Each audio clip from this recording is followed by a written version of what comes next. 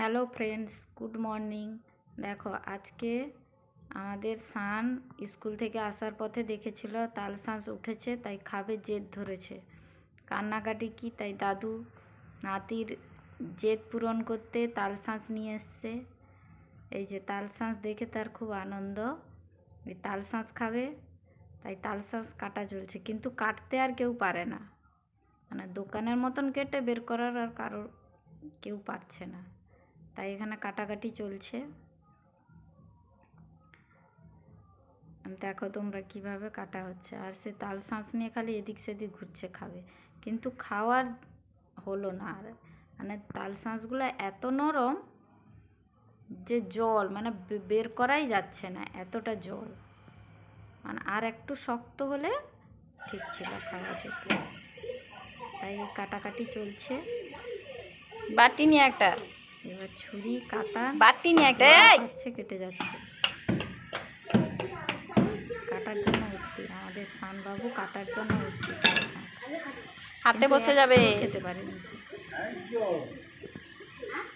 দেখো তোমরা কিভাবে। সেটা ছোট্টটা না,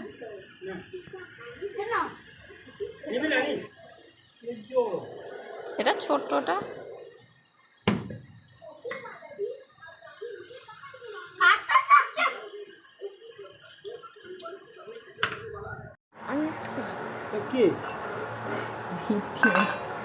আমি এটা তুলে দিয়েছি, দাঁড়া, আমি এটা তুলে দিয়েছি।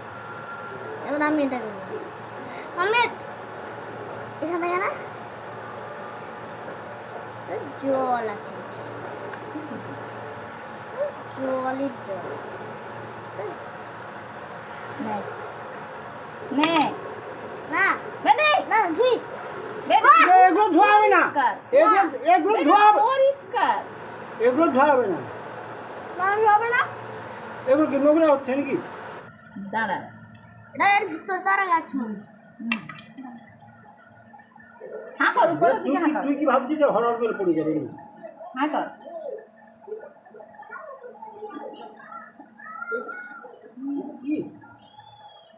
নে সব পক্ষে দাঁড়া।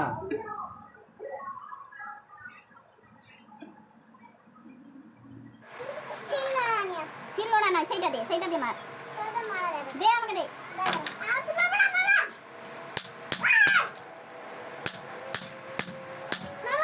এটা তার সাজ খাওয়ার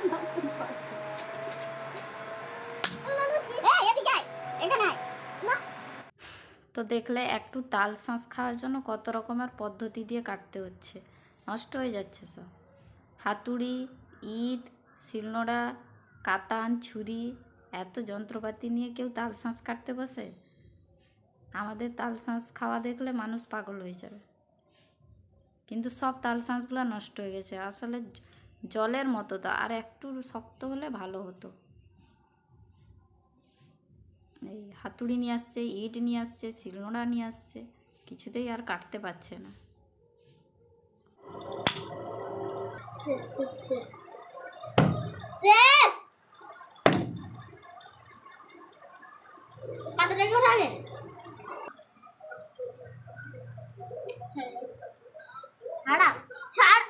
এটা নে।